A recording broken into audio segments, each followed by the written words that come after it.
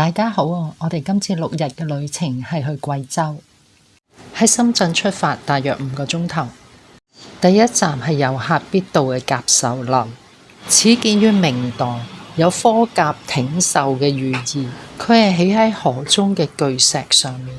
第二日我哋開始我哋尋花之旅。今年3月中已經冇櫻花睇。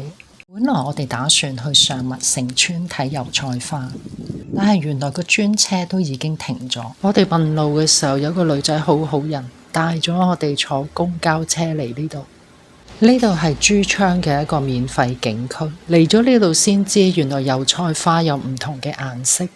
除咗油菜花，仲有一個湖景，同埋當地人嘅一個市集。即場開咗一個菠蘿，個心都係冇渣嘅，好食。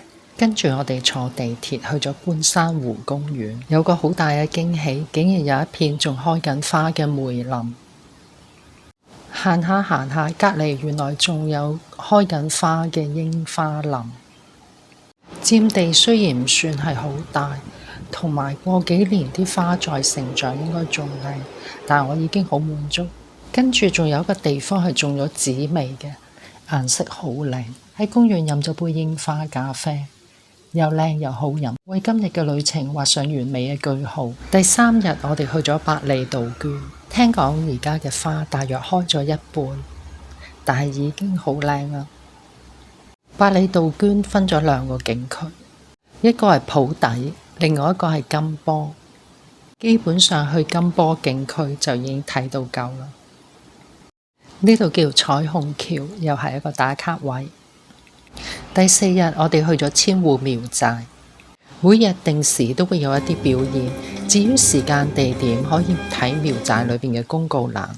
雖然我哋見到嘅苗寨係好商業化，但係其實仲有1000幾戶人喺度住嘅。呢度係我哋行咗上半山腰嘅酒店，望出去嘅景。我哋逗留咗1晚，為嘅就係睇呢一個夜景。第2朝起身見到呢一個霧景，覺得住1晚都係值嘅。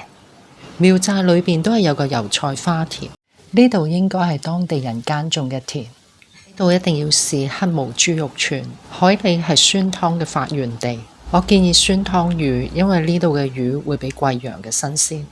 返貴陽之後，我哋去咗青雲市集，呢度佔地好大，同埋有好多文創嘅鋪頭。第6日最後一個景點係貴陽北天主堂，呢邊望過去係一個好中式嘅建築物，另外一邊就係好西式。我最中意就係呢啲將中國嘅哲學同聖經作比較。貴州人好中意食火鍋，想要唔辣嘅呢，就係呢個豆米火鍋，呢個係烙鍋，菜送上嚟嘅時候係8成熟。酸湯有啲似冬陰功，唔會太辣。冰粉好多唔同嘅材料。最後一餐我哋試咗地攤火鍋，30蚊包鍋底任食，材料新鮮超值。呢度嘅牛肉、羊肉粉都好出名，都係連皮嘅真材實料。